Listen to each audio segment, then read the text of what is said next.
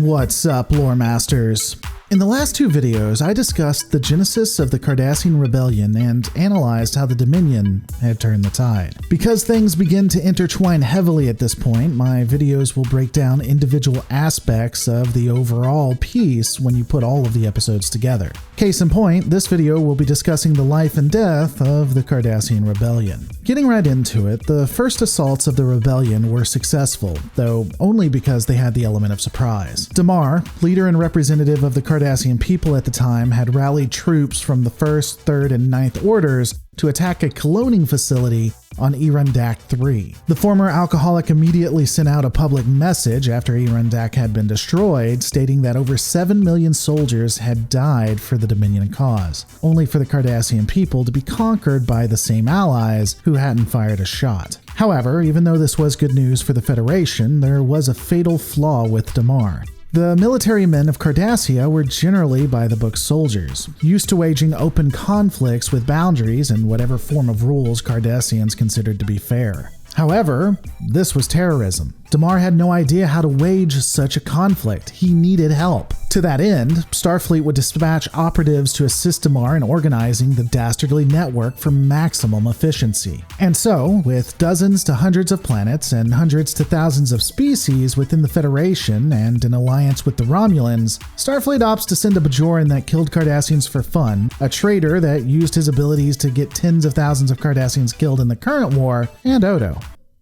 Charming. While I imagine you can make an argument that both Garrick and Kira have advantages given their extensive history with the Cardassians and their understanding of Cardassian operations, you can't tell me there aren't less antagonistic operatives that could have been tapped that were just as experienced. And if we're worried about the amount of time for them to arrive, just take comfort that warp drives had been enhanced to the speed of plot at this point. So I don't see the problem personally. But in the end, we don't have to worry about anything. They're going to put Kira in a Starfleet uniform, so I guess all's forgiven. Yep, no problems going forward. While I'm giving Starfleet a hard time, and indeed believe that other operatives would have been preferable, Kira and Garrick do provide invaluable advice. Both the Bajoran Resistance and Obsidian Order worked in cells, ironically using a lot of the same methods. They would have groups of 10 to 20 operatives so that if one is caught, it only compromises that small group. This suggestion, of course, would meet resistance from veteran officers, but Damar would be more open-minded and started instituting the changes. A far harder sell was the suggestion to attack installations that had Cardassians stationed there. Ultimately, Damar would be convinced that the Dominion would begin stationing Cardassians at outposts to prevent attacks if they knew that the rebellion wouldn't attack Cardassians. Unfortunately, there would be many that resists the idea of attacking other Cardassians, creating a schism within the Cardassian ranks. While this type of animosity and infighting continued to occur, operations to slow down the Dominion was successful. However, during the entire time, mistakes continued to be made. The rebel leaders failed to understand the problems since the attacks were ultimately successful, but both Kira and Garrick warned that this was due to luck and that orders needed to be followed exactly as given. This would ensure that these successes continued forward. The real strife to occur would be between Damar and his second-in-command. Analyzing these two is quite interesting, especially when you contrast it against how a lot of people look at the Cardassians. Many fans will say that the Cardassians are underhanded and not trustworthy.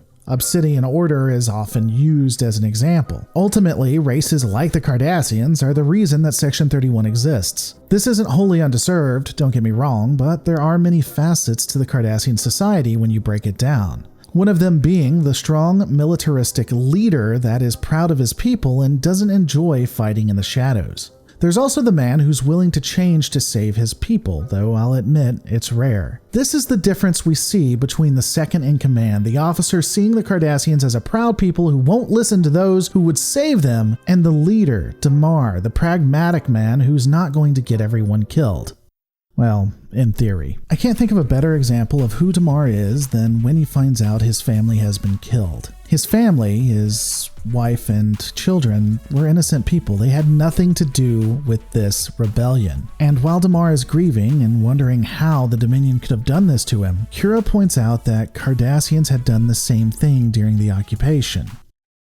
She mainly did this because she's a bitch. The schism between Damar's methodology and his second-in-command comes to a head when he agrees to help the Federation by stealing a Breen energy dissipator. Damar realizing that if the Federation succeeds, so does the Rebellion. Something Damar's second wholly disagrees with. However, the operation to steal the weapon by hijacking one of the Jem'Hadar's ships is confusing. Okay, so they have a team of 5 that's going to infiltrate, and this group includes Damar, the former leader of all Cardassia and most wanted man by the Dominion. This seems outrageously stupid on several different levels. In fact, they are lucky that the Cardassian that confiscates their weapons is a sympathizer, as he instantly recognizes the former leader. And I'm also surprised that every Jem'Hadar isn't required to recognize Damar's face when they see him. Again, just incredibly lucky, and the Dominion is incredibly stupid.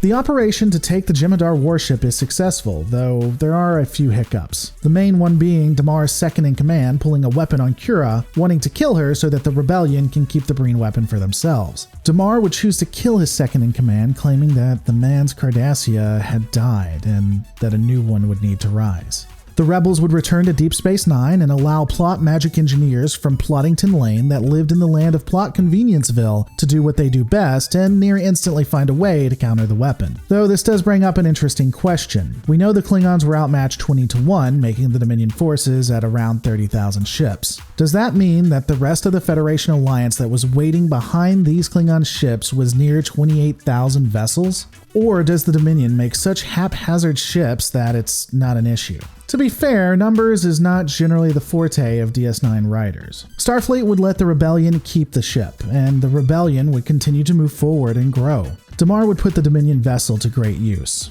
Unfortunately, he wouldn't completely heed the advice of Kira on isolating the different cells. The entire leadership of the Rebellion made their way to Cardassia to meet up with Gul Revik and Legate Goris in order to gain over 500,000 soldiers, and perhaps 100,000 more if the Sultan decides to join. Unfortunately, this was a trap, Revik killing Goris and the other sympathizers. The entire organization would be co-opted and destroyed, and thus would mark the end of the formalized rebellion, but not the rebellion within the citizenry.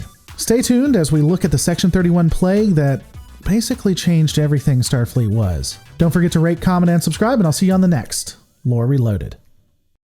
Hey guys, I want to thank you so much for staying till the end. As you know, the apocalypse that's happening outside is hitting advertisers pretty hard, which means YouTubers are getting hit too. A lot of you guys have really stepped up, and I am so thankful. If less than 1% of all the views I get in a month were to give just $1, I'd never have to worry about YouTube advertising again. Again, I thank everyone who's already joined, and please consider it by going to patreon.com/Lore Reloaded or becoming a member by just hitting the member button below. It should be join or something of that nature. Every little bit helps, and I just want to say thank you for the last time.